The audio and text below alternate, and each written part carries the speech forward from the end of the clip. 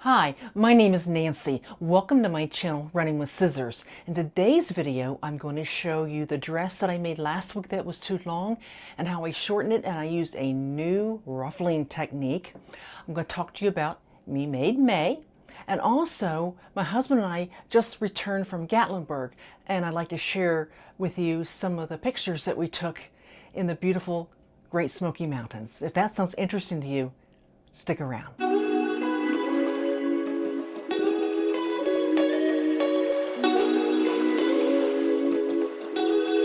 Okay, if you're new, welcome. If you're returning, welcome back. As I said, in today's video, I have quite a bit to share with you. But first, I'd like to thank Jen from Today in Jen's Sewing Room for starting this hashtag that we can all get together and talk about our makes and what we want to make and a little bit about life in between.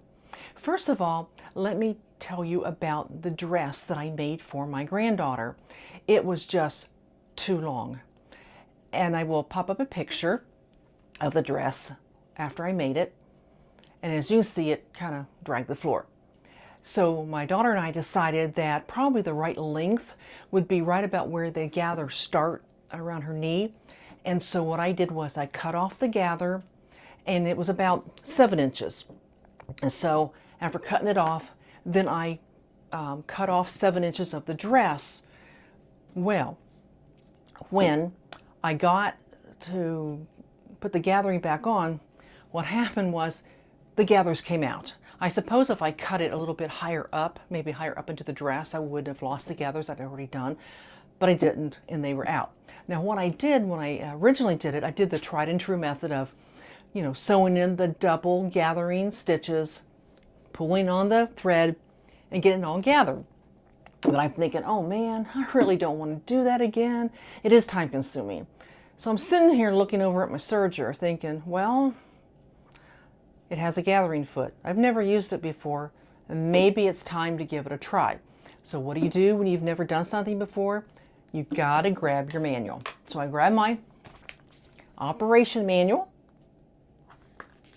and I went to the page that talked about gathering. And it says, set the stitch length to 3 millimeters and set the differential feed ratio to 2 and set the stitch width to 5. Well, I'm looking at my machine going, I don't know which is which. Which of those knobs is the stitch length and which one's a differential feed and which one's stitch length? Blech. Cannot talk today.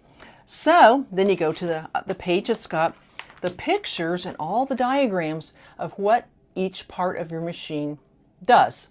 So I got on it and I looked up and found those 3 things. This dial does this dial does that, until I figured out what to do. So I set it like it said, and then I used a piece of test fabric. You always want to do a little test fabric, and I ran it through. Of course, remember I did switch out my feet and put on the gathering foot, and I ran it through.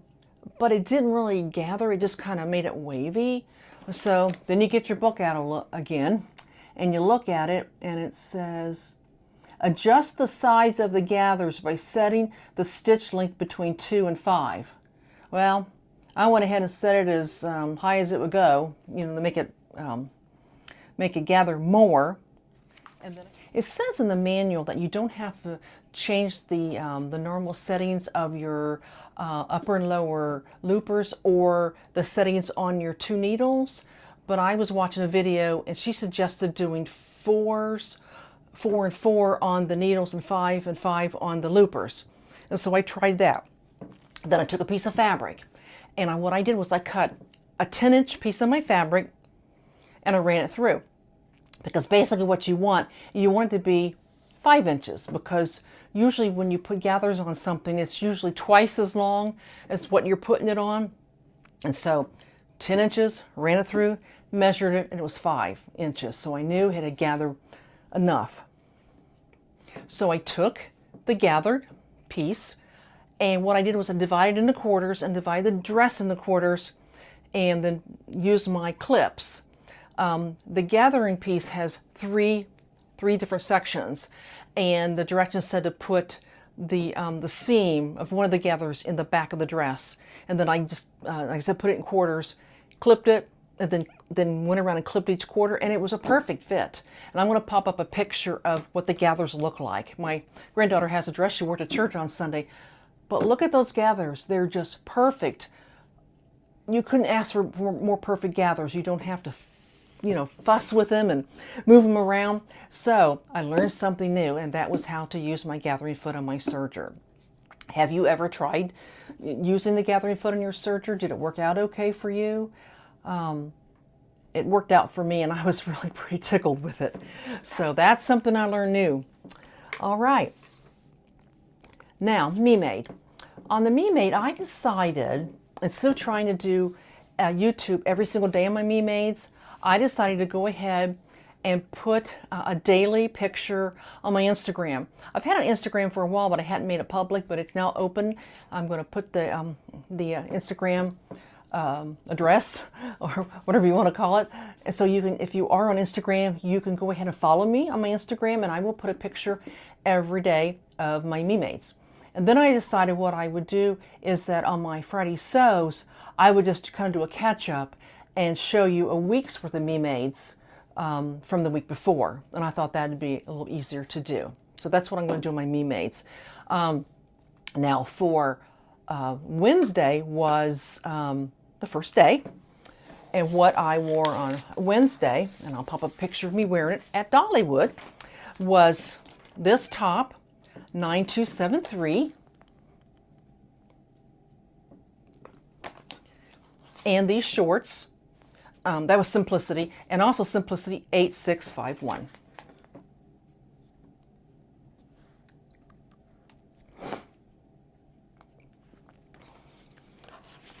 And then right now, I record my my videos on Thursday.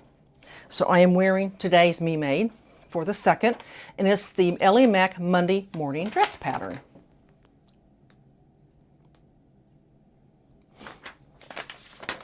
So what I'll do next Friday is I will catch you up on Friday the 3rd up until next week's Thursday, a week's worth. As I said, if you're on Instagram, you can follow me daily on Instagram, and I'll show you what I've been wearing day by day. Okay. Now, before I talk about going down to Gatlinburg, have you been to the Great Smoky Mountains? I've been there so many times. My grandmother lived about 2 hours away, and so I've been going there since I was a little kid. My husband and I went.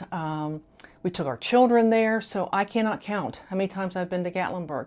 Now, I know that some people think it's pretty commercialized, and yeah, it is. There's a lot of commercialization in Gatlinburg and Pigeon Forge, but there's so much that you can do and see there, and it's just beautiful.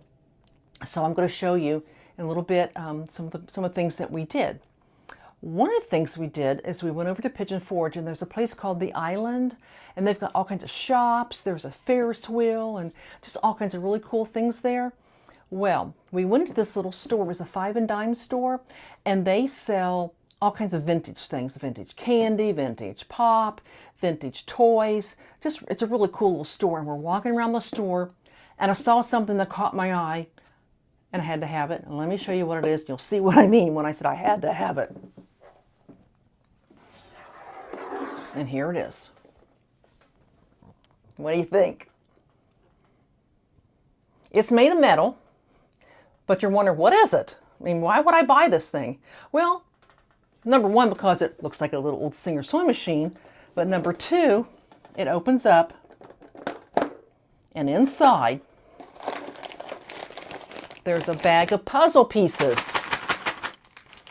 And I'm going to pop up a picture of what the puzzle looks like when you put it together.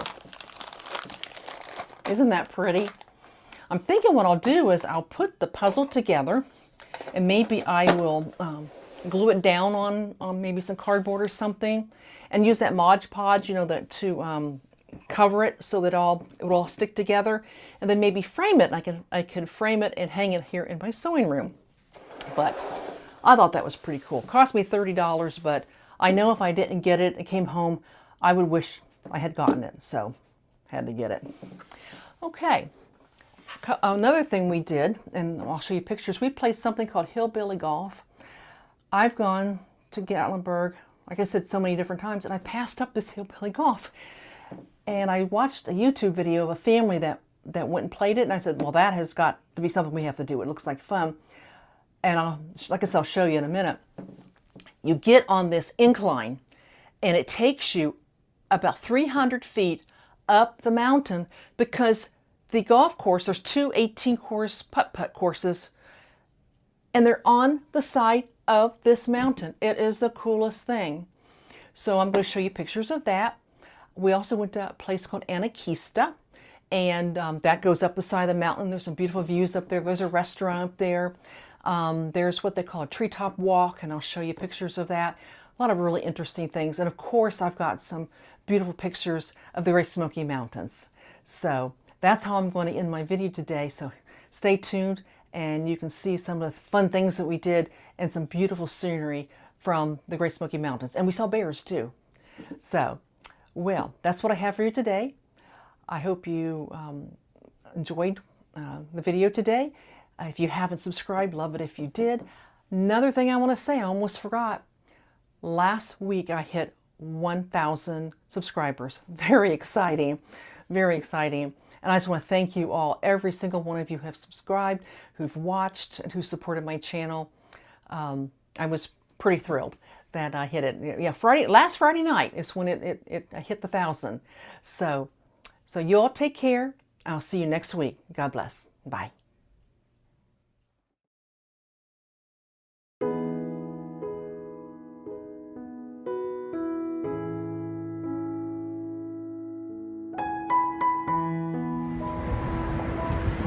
Here we are, getting ready to play hillbilly golf.